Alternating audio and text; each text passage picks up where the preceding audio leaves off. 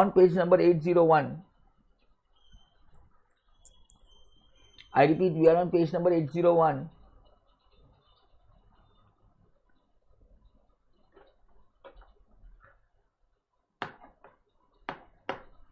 And this is our second lecture on customs.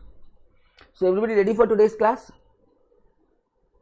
Yes, sir. Yes, sir. Great. Chalo, let's start. Now, levy and collection of custom duty. That's the next topic. You know, levy and collection of custom duty. So सबसे पहले we have to understand the word levy. L-E-V-Y. I hope and I actually hope that all of you are learning this word for the first time. Levy, leviable, ये सब आपने शब्द पहले कभी ना पढ़े होंगे ना उसको यूज किया होगा. But let me explain in a very basic manner. You know, the word levy, I call it as the word charge. I repeat, charge. C-H-A-R-G-E. Now, charge भी अलग अलग मीनिंग कैरी करता है इंग्लिश में. What kind of charge are we talking about? So my question is, levy और charge का मतलब हम customs law में क्या समझेंगे? So you know what? Customs, obviously we know it's a type of duty. It's a type of tax. So we need to charge the customs this tax on some goods or some services. तो ऐसे कौन सा point है, I repeat, ऐसा कौन सा point है जब हम कस्टम ड्यूटी लगा सकते हैं? व्हाट इज दैट पॉइंट और what is that event when we can charge customs duty? So that point or that event is called as levy or charge.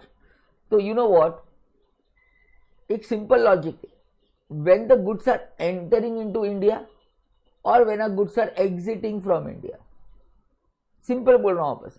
Goods entering India or goods exiting India.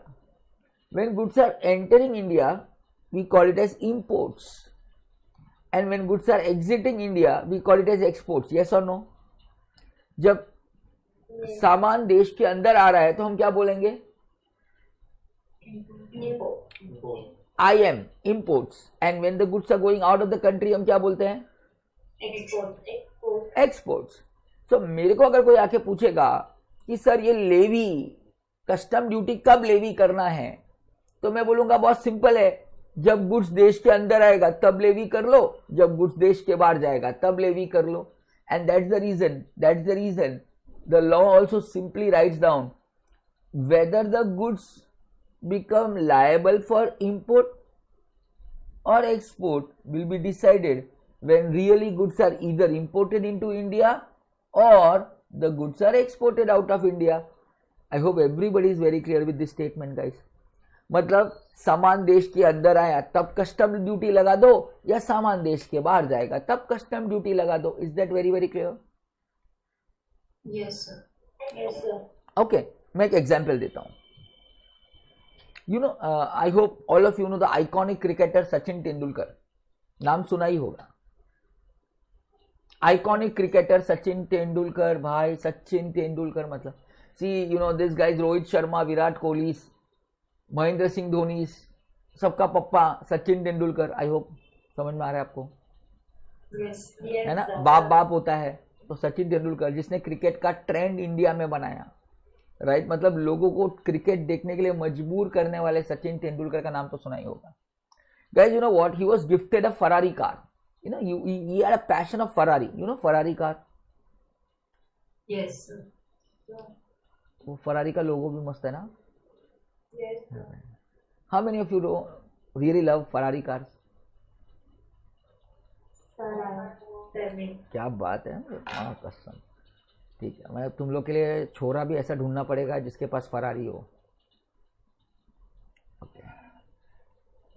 Guys, it's very easy to find such a guy. You know how? You just have to stand outside the Ferrari showroom. Whosoever buys, target. समझ में आया क्या? बोले sir क्या क्या तरीके सिखा रहे हो, छोड़ो टैक्स वैक्स पढ़ा लो आप, है ना. Okay, coming back to my mind, the example was Sachin Tendulkar.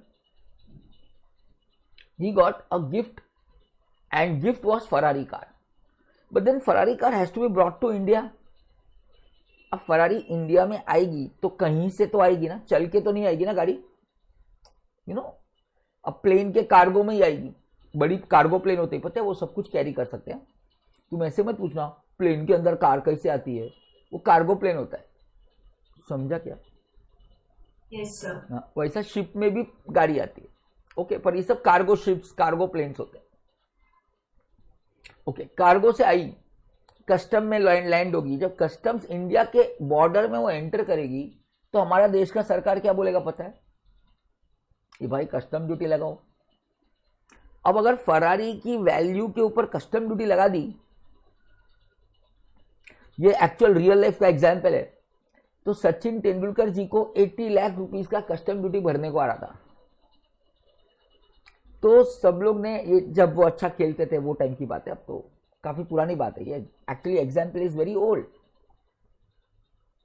But then you know what, अपने यहां से सब लोगों की एक आवाज उठी देश में कि सचिन अपने इतने महान क्रिकेटर है, अगर किसी ने उनको फरारी गिफ्ट किया है तो इंडिया को उसके ऊपर कस्टम ड्यूटी छोड़ देना चाहिए, specifically only on the car of Sachin Tendulkar.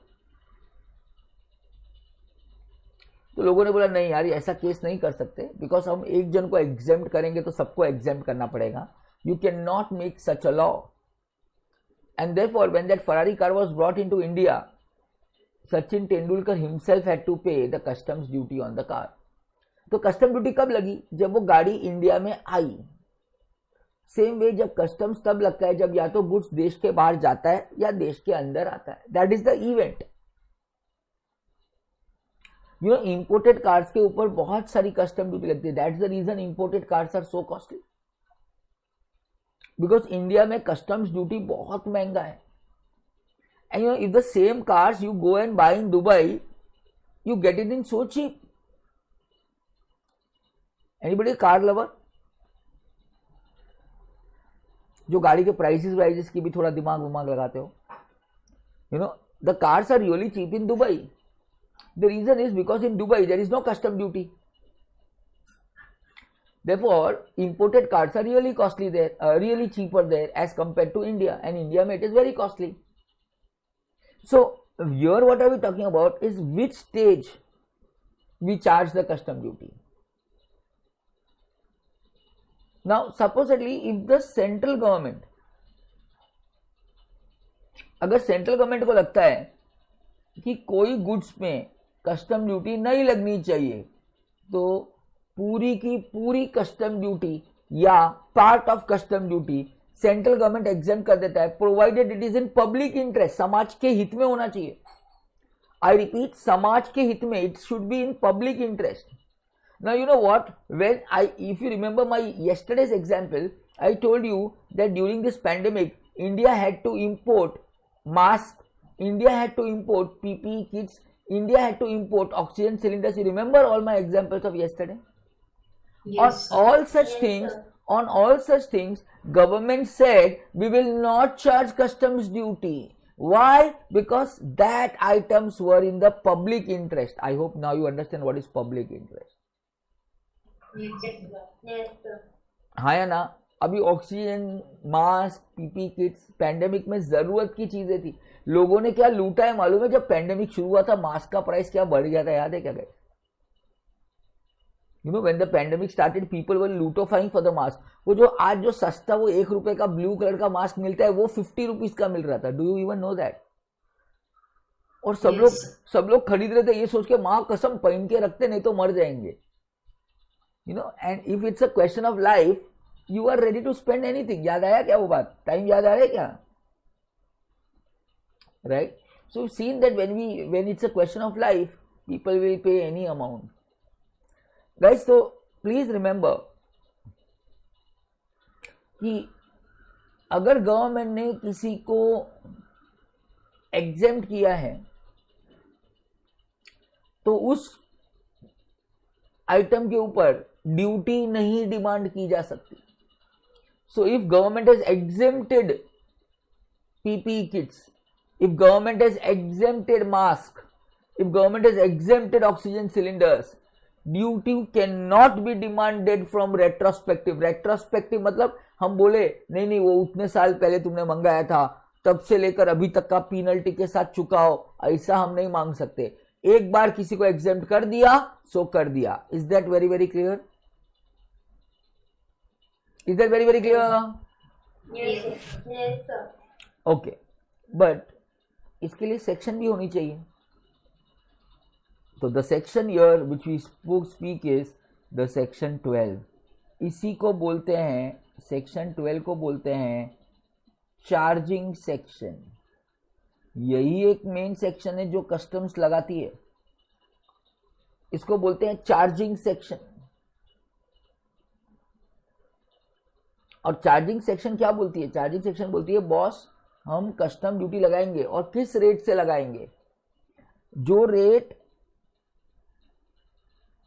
Customs tariff act 1975 में लिखा होगा.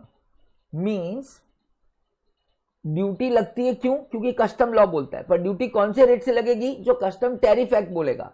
Are you getting the difference? Customs act and customs tariff act are two different laws.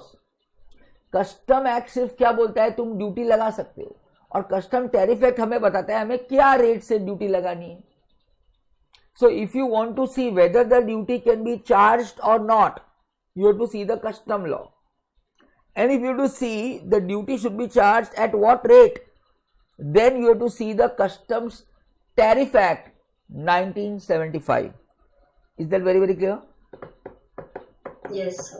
Yes, sir. Okay, so this is what you need to remember here on page number 802.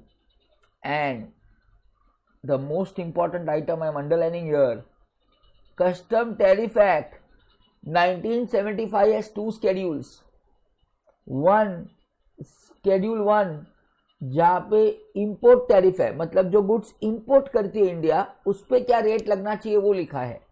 और दूसरा है Schedule 2 जो goods India export करती है उसका rate लिखा हुआ है.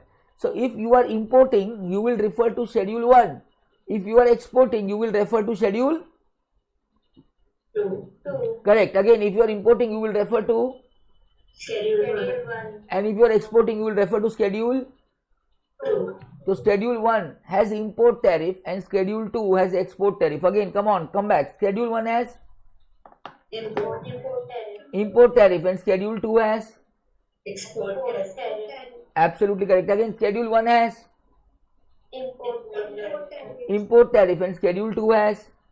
Export tariff. These two schedules are contained in A. Customs law or customs tariff law. Which law? Customs tariff. Absolutely, they are contained in customs tariff law. Tariff law is passed in which year? 1975. Absolutely 1975. Is this very very clear now? Till here everything is very very clear. Yes. Okay, okay, okay. Good, good.